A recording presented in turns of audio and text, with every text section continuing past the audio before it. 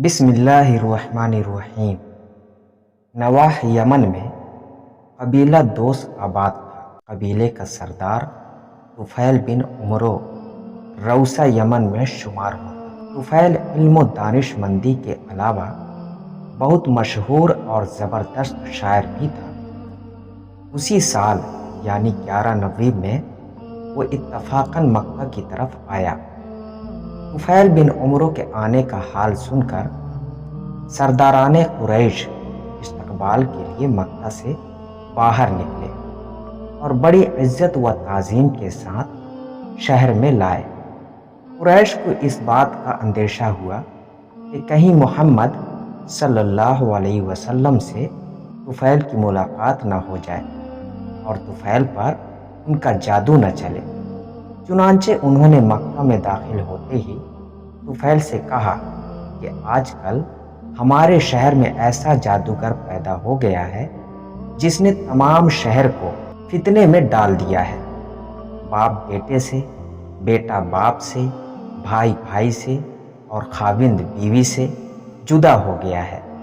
आप चूँकि हमारे मुअज़्ज़ज़ मेहमान हैं, लिहाजा आप भी एहतियात रखें और कोई कलमा उस साहिर यानी मोहम्मद सल्लल्लाहु अलैहि वसल्लम की ज़बान से न सुने। कुरैश के बार बार और बाइसरार खौफ दिलाने का नतीजा ये हुआ कि तुफैल ने अपने कानों में रुई ठूंस ली कि कहीं ऐसा ना हो कि अचानक मोहम्मद सल्लल्लाहु अलैहि वसल्लम की आवाज़ उसके कानों में पड़ जाए। एक रोज़ अलिस सुबह तुफैल अपने कानों में रुई ठूंस कर खाना काबा में पहुँचे। वहाँ आप सल्लल्लाहु अलैहि वसल्लम नमाज फजर पढ़ रहे थे। नमाज पढ़ने का तरीक़ा जो आँखों से नज़र आता था तुफैल को अच्छा मालूम हुआ और वो आप सल्लल्लाहु अलैहि वसल्लम के करीब चले गए।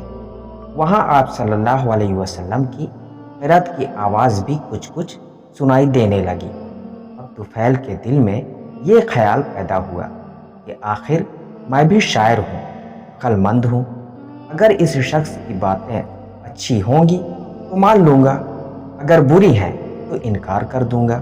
ये ख्याल आते ही रुई कानों से निकाल कर फेंक दी।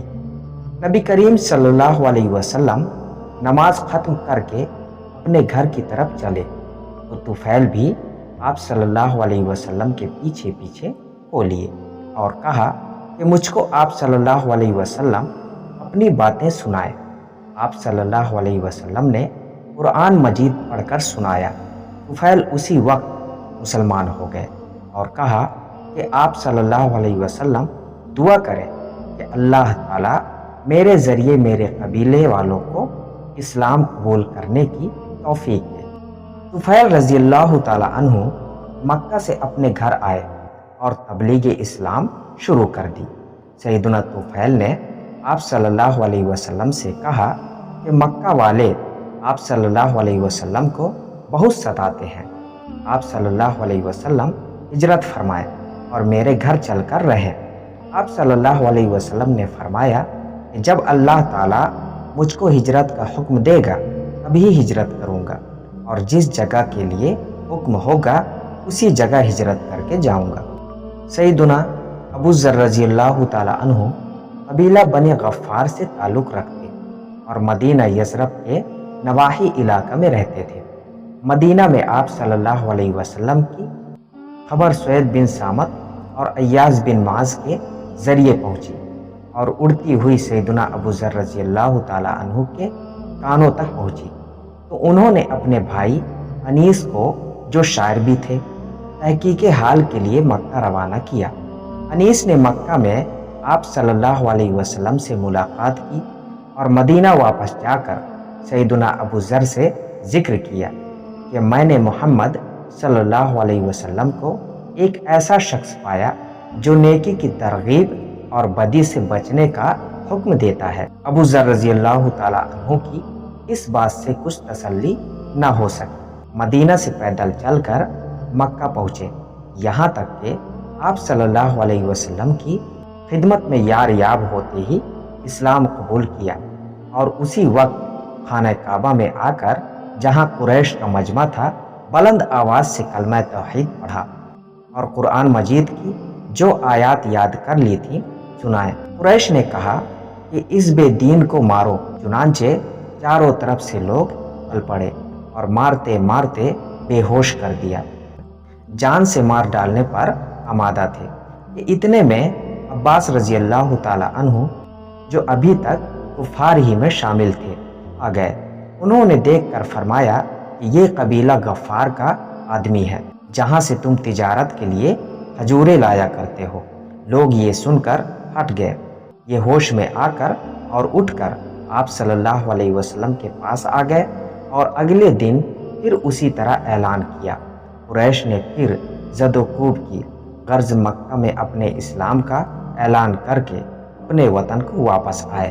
11 نبوی کا آخری مہینہ تھا۔ مدینہ میں اوس و خزرج کی مشہور لڑائی جس کی تیاری کے لیے بنو عبد الاشہل مکہ میں آئے تھے اور جو جنگ بعث کے نام سے مشہور ہے، جس میں اوس اور خزرج کے بڑے بڑے سردار مارے گئے تھے، ختم ہو چکی تھی۔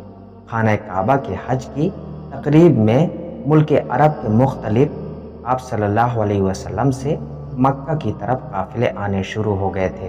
آپ صلی اللہ علیہ وسلم ان باہر سے آنے والے قافلوں کی قیام گاہوں پر جا جا کر اسلام کی تبلیغ فرماتے تھے۔